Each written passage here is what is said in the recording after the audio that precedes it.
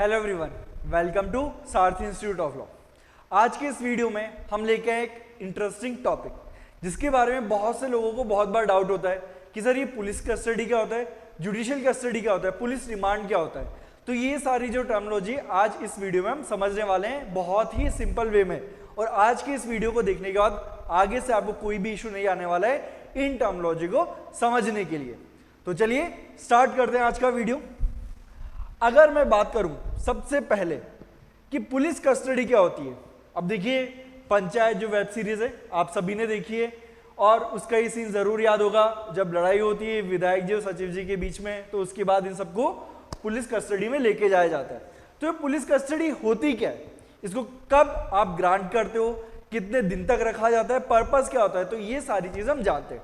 देखिए सबसे पहले तो हम ये समझते हैं कि पुलिस कस्टडी का प्रोविजन आपको कहां देखने को मिलेगा, क्या कोई ऐसा लीगल प्रोविजन है या फिर कहीं और कुछ ऐसा कंसेप्ट दिया हुआ है। तो देखिए हमारे लॉ के अंदर यहां पर आपको क्लियरली प्रोविजन दिया हुआ है कि आप पुलिस कस्टडी कब ग्रांट कर सकते हो, क्या ग्राउंड से। देखिए यहां पे आप सेक्शन 167 सबसेक्शन 2 ऑफ सीआरपीसी या फिर 187 सबसेक्शन 2 ऑफ बीएनएसएस, जो अब सीआरपीसी को रिप्लेस करके बीएनएसएस आ गया, उसके अंदर सेक्शन नंबर 187 सबसेक्शन 2 सेम बात बोलते हैं दोनों सेक्शन। अब क्या ग्राउंड से कि कब आप इसको दे सकते हो, और ये जो वैलिडिटी है पुलिस कस्टडी की कहां से निकल के आती है, इस प्रोविजन से निकल के आती है। क्या लिखा हुआ है, the magistrate to whom an accused person is forwarded under this section may whether he has or has not jurisdiction to try the case from time to time authorize the detention of the accused in such custody as such magistrate thinks fit for a term not exceeding 15 days in the whole। यानी कि देखिए जब भी police किसी accused को क्या करती है, गिरफ्तार करती है, अरेस्ट करती है, तो ऐसी सिचुएशन में क्या होता है, विद इन 24 आवर्स उस अक्यूज को, अरेस्टेड पर्सन को क्या करना होता है, मजिस्ट्रेट के सामने पेश करना होता है। अब जब मजिस्ट्रेट के सामने पेश किया जाएगा और ऐसे सिचुएशन में अगर मजिस्ट्रेट को लगता है तो वो 15 डेज तक की मैक्सिमम पुलिस कस्टडी ग्रांट कर सकते हैं। अब इसका पर्पस क्या है, ये पुलिस कस्टडी ग्रांट क्यों की जाती है। देखो पुलिस कस्टडी का एक सिंपल सा पर्पस है, for the purpose of investigation. यानी कि अब पुलिस ने जब किसी अक्यूज को गिरफ्तार किया है तो ऑब्वियसली बात है पुलिस को जो है इन्वेस्टिगेशन करनी पड़ेगी, पूरे सबूत इकट्ठा करने पड़ेंगे अक्यूज के अगेंस्ट में। तो ऐसे सिचुएशन में अब उनको अक्यूज चाहिए ना, ताकि उससे पूछताछ करनी पड़े। आपने मूवीज में देखा होगा कई बार आप सीन देखते हो कि पुलिस वाले जो है किसी भी इंडिविजुअल को जेल में बिठा के उससे पूछताछ कर रहे हैं, तो वो करने के लिए उन्हें पुलिस के पास उसकी कस्टडी होनी चाहिए। तो अपन उसको क्या बोलते हैं, पुलिस कस्टडी बोलते हैं, या फिर पुलिस रिमांड भी उसे बोला जाता है। तो वो किस लिए दिया जाता है, इन्वेस्टिगेशन के पर्पज से। और उसकी ड्यूरेशन क्या है, मैक्सिमम 15 डेज। 15 डेज से ज्यादा कभी भी पुलिस कस्टडी ग्रांट नहीं की जाती है। और नॉर्मल सिचुएशन में क्या होता है कि ज्यादातर जुडिशियल मजिस्ट्रेट 5 to 6 डेज की वो पुलिस कस्टडी देते हैं, उससे ज्यादा पुलिस कस्टडी नहीं देते। हाँ अगर बहुत इंपॉर्टेंट केस होता है या फिर ऐसा लगता है जुडिशियल मजिस्ट्रेट को नहीं 5 दिन से काम नहीं बनेगा और ज्यादा पुलिस कस्टडी देनी पड़ेगी, तो ऐसी सिचुएशन में थोड़ी ज्यादा पुलिस कस्टडी देते हैं। बट नॉर्मल इंसिडेंट्स में क्या होता है, 5 to 6 डेज की पुलिस कस्टडी दी जाती है।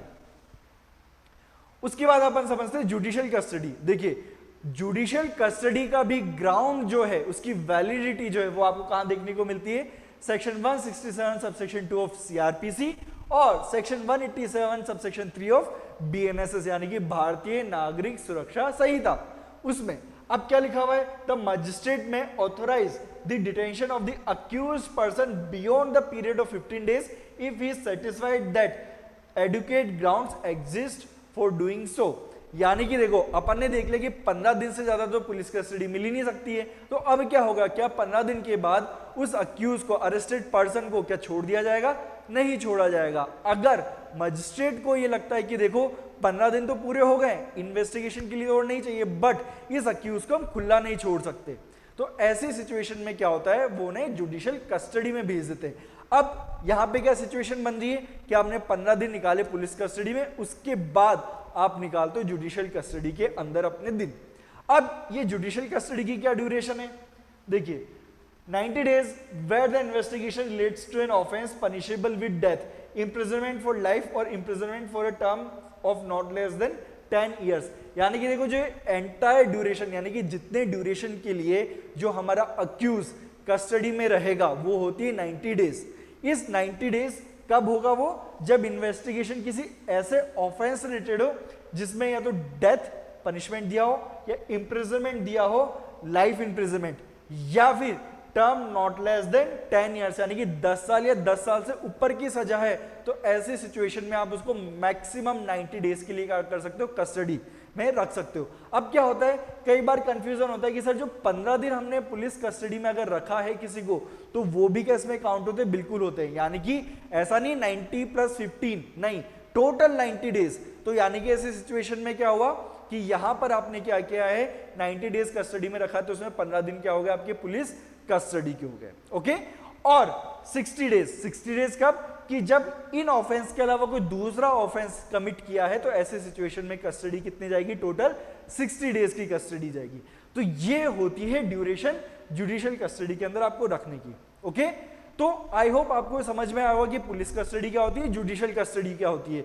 और पर्पस की बात करें, पुलिस कस्टडी का पर्पस होता है इन्वेस्टिगेट करना और जुडिशियल कस्टडी का पर्पस होता है कि अब हम अक्यूज को खुला नहीं छोड़ सकते। क्यों, क्योंकि हो सकता है कि अभी इन्वेस्टिगेशन चल रही हो और ऐसी सिचुएशन में अक्यूज क्या करेगा, हो सकता है कि वो क्या कर जाए, उस इन्वेस्टिगेशन को इंपैक्ट करे, गवाहों को डराने धमकाने की कोशिश करे, या फिर वो क्या करे, ये देश छोड़ के भाग जाए। तो जब ऐसी सिचुएशन होती है तो पुलिस आफ्टर 15 डेज यानी कि पुलिस कस्टडी के बाद उसे खुला नहीं छोड़ती, क्या कर देते हैं, वो जुडिशियल कस्टडी में भेज देते हैं। अब अगला क्वेश्चन आता है, सर अगर ये 90 डेज और ये 60 डेज का टाइम पीरियड पूरा हो गया तब क्या होगा। देखिए, जब 90 डेज और 60 डेज का टाइम पीरियड पूरा हो गया और अभी तक चार्जशीट फाइल नहीं हुई है तो ऐसी सिचुएशन में अरेस्टेड पर्सन का राइट आ जाता है डिफॉल्ट बेल का। यानी कि डजंट मैटर कि वो ऑफेंस बेलेबल है नॉन बेलेबल है। अब ये बेलेबल और नॉन बेलेबल ऑफेंस क्या होता है, हमने प्रीवियस वीडियो के अंदर उसको डिस्कस किया था। अगर आपने अभी तक वो वीडियो नहीं देखा है तो इस वीडियो का लिंक हम डिस्क्रिप्शन बॉक्स में डाल देंगे, उस वीडियो को जरूर समझिए। उस वीडियो के अंदर हमने बताया कि बेलेबल ऑफेंस क्या होते हैं, नॉन बेलेबल ऑफेंस कौन से होते हैं, कब आपका राइट होता है बेल लेना और कब कोर्ट का डिस्क्रिशन होता है। तो ये सारा हमने डिटेल में डिस्कस किया उस वीडियो के अंदर। तो क्या होता है, जैसे ही 90 डेज या 60 डेज का टाइम पीरियड पूरा हुआ तो उसके बाद अब अक्यूज का राइट हो गया डिफॉल्ट बेल का। यानी कि अब क्या होगा, चाहे वो नॉन बेलेबल ऑफेंस से क्यों ना हो, अब 90 डेज या 60 डेज के बाद उसे बेल ग्रांट कर दी जाएगी अगर वो बेल के लिए अप्लाई करता है तो ये इंपैक्ट होता है 90 डेज और 60 डेज में चार्जशीट फाइल ना करने का। तो आई होप आपको पूरा जो कंसेप्ट है अच्छे से समझ में आ गया होगा। इससे जो एसोसिएटेड यानी कि डिफॉल्ट बेल का कंसेप्ट भी आपको इसके अंदर क्लियर हो गया होगा। और अगर आप चाहते हैं कि आप ऐसे ही जो कंसेप्ट है, इंपॉर्टेंट कंसेप्ट है जो एक आम नागरिक को भी पता होने चाहिए, ना सिर्फ लॉ स्टूडेंट्स को बल्कि एक कॉमन मैन को भी पता होने चाहिए।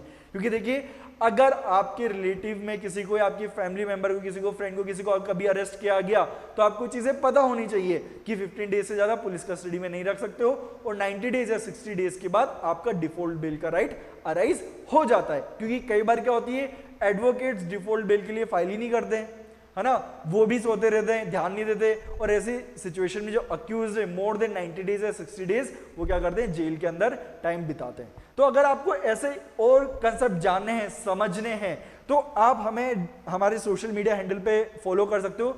हम हर आपको प्लेटफॉर्म पे मिल जाएंगे। टेलीग्राम पे भी हमें सारथी इंस्टीट्यूट ऑफ लॉ के नाम से हमारा चैनल है, लिंक्डइन पर सारथी institute of law and Instagram पे भी सारथी इंस्टीट्यूट ऑफ लॉ के नाम से आपको हमारा चैनल मिल जाएगा। यहाँ पर हम लेटेस्ट जजमेंट शेयर करते हैं, इस तरह के कंसेप्ट शेयर करते हैं, कोई वैकेंसी है ये लॉ के रिलेटेड जो लॉ स्टूडेंट्स के लिए इंपॉर्टेंट है वो भी हम शेयर करते हैं।